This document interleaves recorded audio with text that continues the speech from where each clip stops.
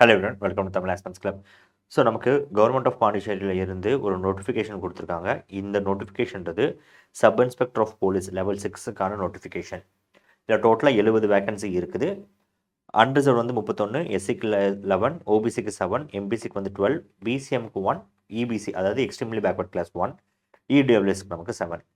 But இந்த எல்லா கேட்டகரியிலும் இருந்து ஒரு 33% வந்து விமனுக்கான ரிசர்வேஷன். ஸோ இது வந்து வெர்டிக்கல் ரிசர்வேஷன். இதில் வந்து ஹாரிசான்டல் ரிசர்வேஷன் விமனுக்கு எடுத்துருவாங்க. அப்போ அன்ரிசர்வ்டில் இருக்க 31 இருந்து 12 போஸ்டிங்ன்றது விமனுக்காக ரிசர்வ் பண்ணிடுவாங்க. ஸோ ஈச் கேட்டகரியிலேருந்து விமனுக்கு எவ்வளோ ரிசர்வேஷன்றது இங்கே போட்டிருக்காங்க. ஓகே, ஸோ இப்போ சொல்லிக்க வேகன்சி அப்படின்றது ஃப்யூச்சரில் ரெடியூஸும் ஆகலாம், என்ஹான்ஸும் ஆகலாம். ஆனால் மோஸ்ட்லி அது பார்த்திங்கன்னா என்ஹான்ஸ் தான் ஆகும், அதாவது அதிகமாகும். ஓகே, இப்போ அடுத்து எஜுகேஷன் குவாலிஃபிகேஷன் பார்த்தோம்னா எனி கிராஜுவேஷன் டிகிரி. ஏஜ் பார்த்தீங்கன்னா 20லேருந்து 27க்குள்ளே அவங்க இருக்கணும். ரிலாக்ஸேஷன் இருக்குது. இப்போ ஓபிசி இந்த எம்பிசி பிசிஎம் கேட்டகரி இருந்தீங்கன்னா 3 இயர்ஸ், எஸ்சிக்கு வந்து 5 இயர்ஸ், எக்ஸ் சர்வீஸ் மேனுக்கு வந்து period of military service plus 3 years. Okay okay so இந்த எக்ஸாம் யார் எழுதுறான்னா, ஒன்று பாண்டிச்சேரியோட நேட்டிவாக கொண்டவங்க, இல்லை பாண்டிச்சேரியில் ரெசிடெண்ட்டாக இருக்கவங்க. ஸோ ரெசிடென்ட்ன்றவங்க என்ன அர்த்தம்னா, இந்த நோட்டிஃபிகேஷன் வந்ததுலேருந்து கடந்த 5 வருஷமாவது அவங்க தங்கியிருக்கணும், அவங்க பாண்டிச்சேரியோட ரெசிடென்ஸ். அதே மாதிரி பாண்டிச்சேரியோட நேட்டிவ்ஸ், இவங்க 2 பேர் மட்டும்தான் இந்த எக்ஸாம்ஸ் வந்து அப்ளை பண்ண முடியும். இப்போ பாண்டிச்சேரியில் நீங்கள் நேட்டிவிட்டியோ இல்லை ரெசிடென்ஸ் சர்டிஃபிகேட் நீங்கள் சப்மிட் பண்ணணும். ஆனால் அப்ளை பண்ணும்போது இது தேவைப்படாது. ஓகே, ஸோ அப்ளை பண்ணும்போது இந்த சர்டிஃபிகேட்ஸ் வந்து நீங்கள் சப்மிட் பண்ணணும் அவசியம் கிடையாது. பட் செலெக்ஷன் ஆன உடனே நீங்கள் வந்து டாக்குமெண்ட் சப்மிட் பண்ணும்போது இதுக்கான டாக்குமெண்ட்டும் நீங்கள் சப்மிட் பண்ணணும். இந்த டாக்குமெண்ட் நேட்டிவிட்டி ஆர் ரெசிடென்ஸ் சர்டிஃபிகேட்ன்றது நீங்கள் ஒரு டெப்யூட்டி தாசில்தார்கிட்டையாவது வாங்கியிருக்கணும். இதுக்கு ஹையர் பொசிஷனில் இருக்கும் கூட ஓகே தான், பட் மினிமம் உங்களோட ரேங்க் வந்து ஒரு டெப்யூட்டி தாசில்தாராவது இருக்கணும். அது மாதிரி community certificate. So community certificate இப்போ உங்கள் லிஸ்ட் பண்ணியிருக்க இந்த கம்யூனிட்டி சர்டிஃபிகேட்டில் இந்த கம்யூனிட்டிஸ்குள்ளே நீங்கள் வரீங்கன்னா உங்களுக்கு ரிசர்வேஷன்ஸ் இருக்குது. பட் நீங்கள் இந்த கம்யூனிட்டி சர்டிஃபிகேட் நீங்கள் அப்டெயின் பண்ணணும். அதுவும் பார்த்தீங்கன்னா அவங்க சொன்ன மாதிரி டெப்யூட்டி தாசில்தாராவது மினிமம் ரேங்க்கில் இருக்கவங்க கிட்ட நீங்கள் இதை வாங்கணும். அடுத்து இடபிள்யூஎஸ் கேண்டிடேட். ஸோ இடபிள்யூஎஸ் கேண்டிடேட்ஸ்க்கும் அதே தான், ஒரு டெப்யூட்டி தாசில்தார்கிட்டையாவது நீங்கள் வந்து எக்கனாமிக்கலி வீக்கர் செக்ஷன் அப்படின்ற ஒரு சர்டிஃபிகேட் நீங்கள் வாங்கணும். இதுக்கு க்ரூஷியல் டேட் கொடுத்துருக்காங்க 12/9/2025. இதுதான் உங்களுக்கு லாஸ்ட் டேட். ஸோ இந்த டேட்குள்ளே நீங்கள் வந்து இடபிள்யூஎஸ் டாக்குமெண்ட் வந்து சப்மிட் பண்ணியிருக்கணும், வாங்கியிருக்கணும். சாரி. ஓகே, அடுத்து பார்த்தோன்னா mode of recruitment. So first என்ன பண்ணுறாங்கன்னா பிஎஸ்டி ஃபிசிக்கல் ஸ்டாண்டர்ட் டெஸ்ட்டு. இதில் வந்து 3 விஷயம்: ஹைட்டு, செஸ்ட்டு, வெயிட்டு. ஹைட் அப்படின்றது மேல் கேட்டகரிக்கு வந்து 165க்கு குறையாமல் இருக்கணும், ஃபீமேலுக்கு வந்து 154க்கு குறையாமல் இருக்கணும். செஸ்ட் அப்படின்றது மேல் கேட்டகரியில் பார்த்தீங்கன்னா 81 to 86 centimetre with minimum expansion of 5 centimetres. வெயிட்ன்றது மேல் கேட்டகரிக்கு பிஎம்ஐ பாடி மாஸ் இண்டெக்ஸ். அப்போ உங்கள் ஹைட், வெயிட், ஏஜ் இது மூணுத்தையும் கால்குலேட் பண்ணி ஒரு நம்பர் வரும். அது வந்து 18.50 29.9 இருக்கணும். விமனுக்கு என்ன சொல்லியிருக்காங்கன்னா பிஎம்ஐ சொல்லலை, அவங்க வந்து மினிமம் வந்து 45 kg இருக்கணும். அடுத்து physical endurance test. So physical endurance டெஸ்ட்டில் மொத்தம் 4 ஸ்டேஜ் இருக்குது. ஃபஸ்ட்டு வந்து 100 மீட்டர்ஸு, அப்புறம் லாங் ஜம்ப், ஹை ஜம்ப், அப்புறம் 800 மீட்டர்ஸ். இது வந்து மேல் கேட்டகரி. இப்போது மேல் கேட்டகரியில் 100 மீட்டர்ஸ்க்கு வந்து 15 செகண்ட்ஸு, லாங் ஜம்ப்னு வந்து 3.8, ஹை ஜம்ப்னு வந்து 1.2 மீட்டர்ஸு, 800 மீட்டர்ஸ் ரன்னிங் வந்து 2 minutes 50 seconds. அது விமன் கேட்டகரிக்கு வரும்போது மறுபடியும் அவங்களுக்கு 100 metres long jump, high jump, ஆனால் 200 மீட்டர்ஸ் தான் ரன்னிங். ஸோ 100 மீட்டர்ஸில் பார்த்தீங்கன்னா 16.5 செகண்ட்ஸு, லாங் ஜம்ப் வந்து 3.25 மீட்டர்ஸ், ஹை ஜம்ப் வந்து 1.5 மீட்டர்ஸ் 1.05 மீட்டர்ஸ் சாரி. அப்புறம் 200 மீட்டர்ஸ் வந்து 36 செகண்ட்ஸ்குள்ளே கவர் பண்ணணும். ஸோ இது எல்லாமே பார்த்தீங்கன்னா குவாலிஃபைங் நேச்சர் தான். அவங்க சொல்லியிருக்க இந்த க்ரைட்டீரியா நீங்கள் வந்து மீட் பண்ணிட்டாலே போதும். ஸோ பட் இது கண்டிப்பாக நம்ம கிளியர் பண்ணாதான் நீங்கள் அடுத்து இருக்கக்கூடிய ரிட்டன் டெஸ்ட்டுக்கு நீங்கள் போக முடியும். ஸோ இந்த ப்ராசஸில் உங்களுக்கு ஏதாவது டிஸ்க்ரிபன்சி நீங்கள் ஃபீல் பண்ணுங்க, இல்லை எங்கள் எடுத்த கேல்குலேஷன்ஸ் தப்பாக இருக்குது அப்படி எதாவது ஃபீல் பண்ணிங்கன்னா நீங்கள் அப்பீல் பண்ணலாம். The appeal made by any candidate on the same day of the physical standard test and physical endurance test will be examined and the decision of the chairman of the appeal board in respect of the appeals shall be final. So நீங்கள் appeal பண்ணிங்கன்னா அந்த chairman வந்து அந்த ஒரு தடவை inspect பண்ணிவிட்டு அவர் ஒரு decision கொடுப்பாரு, அதுதான் ஃபைனலாக இருக்கும். அடுத்து written test. So written test பார்த்தீங்கன்னா டோட்டல் 200 மார்க்ஸ்க்கு உங்களுக்கு இருக்குது. இதில் பேப்பர் 1 பேப்பர் 2 2 கேட்டகரி இருக்குது. ஒரு பேப்பரும் 100 கொஷின்ஸ் இருக்கும். ஸோ பேப்பர் 1ல் பார்த்தீங்கன்னா ஜென்ரல் இன்டெலிஜென்ஸ் அண்ட் ரீசனிங், அதாவது ஆப்டிடியூட் ரீசனிங். அடுத்து பார்த்தீங்கன்னா general studies and current affairs, ethics and morality. English கேட்டகரியில் பார்த்தீங்கன்னா language, literature, grammar and comprehension, அப்புறம் கம்ப்யூட்டர் நாலேஜ். பேப்பர் 2ல் பார்த்தீங்கன்னா சயின்ஸ்க்கு ஏரியா ஃபிசிக்ஸ், கெமிஸ்ட்ரி, அப்புறம் mathematics, economics, geography, social science, polity and civics, environmental science, developments in contemporary India, Indian history and world history, constitution of India, polity and governance, freedom struggle and modern India or contemporary India. So இந்த category நமக்கு 100, டோட்டலாக 200 கொஷின்ஸ்க்கு நம்ம எழுதுவோம் 200 marks. அப்போ ஒரு கொஷனுக்கு ஒரு mark. Negative mark பார்த்தீங்கன்னா 0.25 நமக்கு நெகட்டிவ் மார்க்கிங் போகும். ஸோ இந்த என்டையர் எக்ஸாமோட டியூரேஷன் பார்த்தீங்கன்னா டோட்டலாக 2 hours ஈச் பார்ட்டுக்கு கொடுப்பாங்க. ஸோ 2 parts ஈச் ஆஃப் 2 hoursன்னு சொல்லும்போது அப்போ இந்த 200 கொஸ்டின்ஸை நீங்கள் 2 hours எழுதுவீங்க, அடுத்து வந்து 2 hours எழுதுவீங்க. ஸோ டோட்டலாக பார்த்தீங்கன்னா உங்களுக்கு 4 hours இந்த எக்ஸாம்ன்றது நடக்கும். ஓகே, அடுத்த முக்கியமான விஷயம், answering would be done in the form of shading correct answer by using black ballpoint pen. So black ballpoint பெனில் நீங்கள் ஓஎம்ஆரை நீங்கள் ஷேட் பண்ணுவீங்க.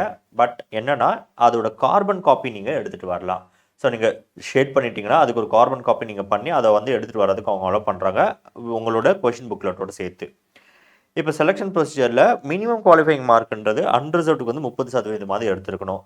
இந்த கேட்டகரியில் இருக்க எல்லாருக்குமே 25%, எஸ்சி கேட்டகரி இருக்கவங்களுக்கு 20%. ஓகே, அதே மாதிரி மெரிட் லிஸ்ட்ன்றது 2 பேப்பர் பேஸ் பண்ணி தான் உங்களுக்கு வந்து மெரிட் லிஸ்ட்ன்றது கிரியேட் பண்ணுவாங்க. உங்கள் ஆன்சர் கீ ரிலீஸ் பண்ணிடுவாங்க. ஆன்சர் கீ நீங்கள் கோ த்ரூ பண்ணிவிட்டு உங்களுக்கு வந்து இதில் ஏதாவது டிஸ்கிரிபன்சி இருந்துச்சுன்னா நீங்கள் உங்களை சேலஞ்ச் பண்ணலாம்.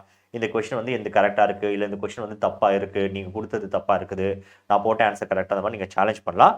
அது வந்து அந்த கமிட்டி என்ன முடிவு பண்ணுதோ அதுதான் நமக்கு ஃபைனலாக இருக்கும். ஸோ அடுத்து மெடிக்கல் ஸ்டாண்டர்ட்ஸ். ஸோ மெடிக்கல் ஸ்டாண்டர்ட்ஸில் first eyesight. So distant vision அவங்க என்ன சொல்லியிருக்காங்கன்னா நார்மலாக 2 ஐஸுமே 6/6 இருக்கணும், இல்லைனா better eye with correction. So in case நீங்கள் வந்து எதாவது லேசர் எதாவது பண்ணியிருக்கீங்கன்னா அதுவும் 6/6 இருந்தாலும் ஓகே. ஸோ நார்மல் ஐ 6/6 இருக்கணும், இல்லை கரெக்ஷன் பண்ணியாவது 6/6 கொண்டு வரணும். ஸோ வேர்ஸ் ஐ விஷன் வித்தவுட் கரெக்ஷன் வந்து 6/12, இல்லை போத் ஐ ஷுட் பி 6/9. இப்போ நியர் விஷன் வரும்போது நார்மல் வந்து 2 ஐஸுமே பார்த்தீங்கன்னா J1. இப்போ J1ன்றது எதை குறிக்குதுன்னா இப்போ நமக்கு வந்து நியராக ஃபாரான்னு சொல்லிட்டு ஒரு சார்ட் மாதிரி கொடுத்து அதில் இருக்க லெட்டர்ஸ் வந்து படிக்க சொல்லுவாங்க. ஸோ அதில் வந்து 2 ஐயுமே வந்து J1 லெவலில் இருக்கணும். இல்லை பெட்டர் ஐ வித் கரெக்ஷன். ஆக்சுவலாக நார்மல் ஐனா எந்த ஒரு கரெக்ஷனும் பண்ணாமல் இருக்கக்கூடிய ஐ தான் நார்மல் ஐ. இப்போது கரெக்ஷன் பண்ண ஐஸ் என்ன பண்ணுன்னா J1, அதே மாதிரில வேர்ஸ் ஐ வித்தவுட் கரெக்ஷன்றது J2ல இருக்கணும். ஓகே, ஸோ அதே மாதிரி கலர் பிளைண்ட்னஸ்ன்றது கண்டிப்பாக இருக்கவே கூடாது. ஹியரிங்கில் எந்த ஒரு டிசபிலிட்டியும் இருக்கக்கூடாது. டிஃபெக்ட்ஸ் ஆர் டிஃபார்மிட்டியில் free from any defect or deformity of limbs, அதாவது கை கால்கள் வந்து எந்த ஒரு டிஃபெக்டும் இல்லாமல் இருக்கணும். ஸோ டிசீஸில் வந்து இந்த எஸ்ஐ போலீஸ் ஒர்க்கை தடை பண்ணுற மாதிரி எந்த டிசீஸும் இருக்கக்கூடாதுன்னு சொல்லியிருக்காங்க. எக்ஸாம்பிள்ஸ் அவங்க என்ன சொல்லியிருக்காங்க, hernia, piles, respiratory disease, diabetes or any other disease which will adversely affect the work of SI of police. அதர்ஸில் பற்றி என்ன சொல்கிறாங்கன்னா should not be flat footed, suffering from knock knees or bow legs and should not be obese. ஒபீஸ்ன்றது அதான் BMI சொல்லியிருக்காங்களே, அந்த பிஎம்ஐயை தாண்டி இருக்கக்கூடாது, அதுதான் ஒபிசிட்டி. ஓகே, ஸோ அப்ளிகேஷன் பார்த்தீங்கன்னா 13/8/2025, அதாவது இன்னிலிருந்து 12/9/2025 வரைக்கும் உங்களுக்கு வந்து அப்ளிகேஷன் ஓப்பன் இருக்கும். ஸோ இன்றைக்கி 10 மணிக்கு ஆரம்பிச்சிச்சு, 12/9/2025 வந்து 3 மணி வரைக்கும், மத்தியானம் 3 மணி வரைக்கும் அப்ளிகேஷன் இருக்கும். ஸோ இதோட அந்த அப்ளிகேஷன் லிங்க் வந்து நாங்கள் கொடுத்துருவோம் டிஸ்கிரிப்ஷனில், ஒரு தடவை நீங்கள் அதை பார்த்துக்கோங்க. ஓகே, ஸோ அடுத்து ஜென்ரல் இன்ஸ்ட்ரக்ஷனில் இப்போ நீங்கள் அப்ளை பண்ணும்போது உங்களோட ஃபோட்டோ அண்ட் சிக்னேச்சர் நீங்கள் அப்ளை பண்ணணும்னா 2 ஆப்ஷன் கொடுத்துருக்காங்க. ஒன்று, ஸ்கேன்டு ஃபோட்டோவையும் சிக்னேச்சரையும் ஒரே இமேஜாக நீங்கள் மர்ஜ் பண்ணி அப்லோட் பண்ணலாம், இல்லைனா செப்பரேட்டாகவும் அப்லோட் பண்ணலாம். நீங்கள் வந்து ஒரே இதாக போட போகிறீங்கன்னா A4 ஷீட்டில் 200 dpi ரெசல்யூஷனில் 600/600 இந்த ஃபைல் சைஸில் நீங்கள் வந்து பண்ணலாம். இல்லை செப்பரேட்டாக நீங்கள் பண்ண போகிறீங்கன்னா முதல்ல உங்களோட ஃபோட்டோகிராஃப்ன்றது JPG ஃபார்மேட்டில் இருக்கணும். ஸோ 238x306 பிக்சல் டைமென்ஷனில் இருக்கணும். அதோட ஃபைல் சைஸ்ன்றது பார்த்தீங்கன்னா 50 KB தான் இருக்கணும். அதே மாதிரி இதோட ஃபைல் சைஸ்ன்றது 150 KB இருக்கணும். சிக்னேச்சரோட ஃபைல் ஃபார்மேட் பார்த்தீங்கன்னா மறுபடியும் JPEG தான். அதோட டைமென்ஷன் வந்து 350/150 இருக்கணும். ஸோ அது வந்து 30 KB இருக்கணும். ஸோ ரெண்டாவது முக்கியமான விஷயம், ஃபோட்டோகிராஃப்ன்றது ரீசென்ட்லி டேக்கனாக இருக்கணும், வித்தின் 3 months எடுத்ததாக இருக்கணும்.